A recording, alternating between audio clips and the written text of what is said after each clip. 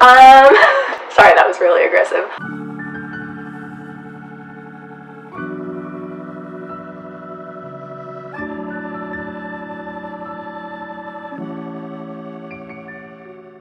I don't know. I'm just in a really good mood today.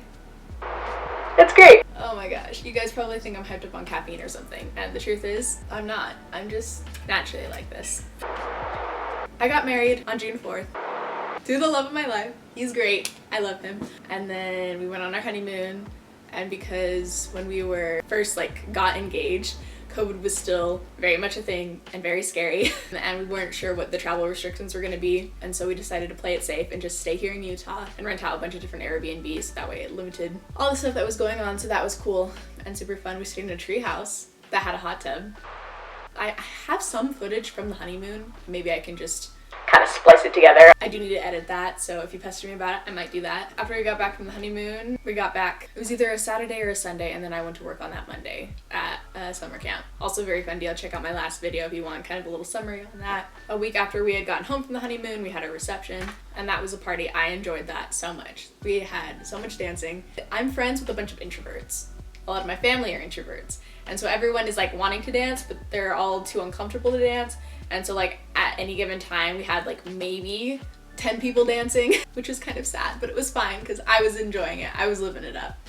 Check out my wedding video. Why did my voice just crack? Check out my wedding video if you want to see some more stuff on that. Getting more into the topic of this video, how my life has changed after getting married. Honestly, it's just kind of been, I expected it to be a little bit more extreme, polarizing, different than I'm perceiving it now. It's just been such a chill experience, and I think it's because Chase and I are just already so comfortable with each other. We didn't live together beforehand. We actually were long distance. We only lived an hour away from each other, but it still made it a little bit tricky to meet up, and so if we did meet up, we'd have to meet up on the weekends and spend the night either at my parents' house or his parents' house. It was kind of a blessing because we could kind of hang out with each other's families and kind of get to know each other. I remember being terrified of Chase's family at first just because I am an overthinker and I'm always scared that people are going to judge me. I will literally go hang out with them without Chase. That's the kind of relationship that we have, which I think is great.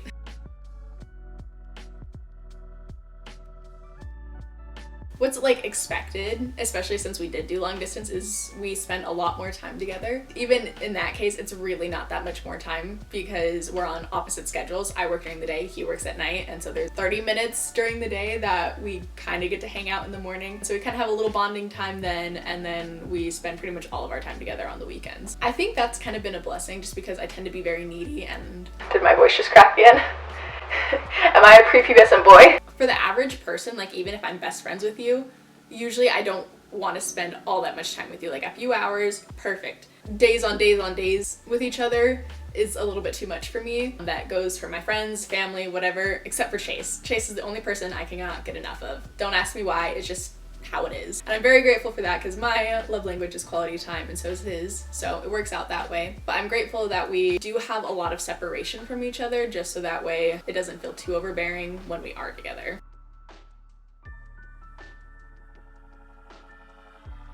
Another thing is finances. Honestly, they haven't been too different from when I was living with my parents. We have rent that we pay now. Groceries are a big thing, but that's also because I still eat like a college student and I eat mac and cheese and ramen and just very cheap food that doesn't really go bad. It's too much commitment to buy fruits and veggies that could go bad unless it's in the freezer section type of a deal. Chase, on the other hand, is a very healthy eater. He eats lots of fruits and veggies and just is very conscious about all that kind of health stuff. And so because of that, we go shopping together, but we shop very separately. We don't really overlap which foods we share together. So when we eat meals together, we each cook our own thing and then eat together, which works just fine. It just makes the grocery bill a little bit more expensive than what I had in my head, what it would have been. And that's also because I'm a very nerdy person about finances. And so in my head, I was like, okay, this is the max amount that we're gonna be spending.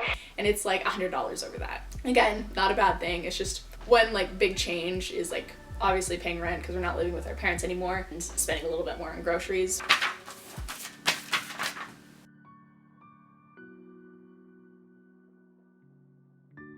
Overall, I love and appreciate him more with us living together and figuring out how to work through our differences. And so just being together in that sense, building even more on our good communication has been really amazing in our relationship. Like every day when I come home from work, I just can't wait to see him. It's so cute and cheesy, but it's like good to know that we're not bored of each other yet. It's a good sign that we got married, even though it's only been a few months. We'll probably have to do another update in a year or two from now. Just overall, I love him even more, and I'm so happy that we made the decision to get married. And I will see you guys next time.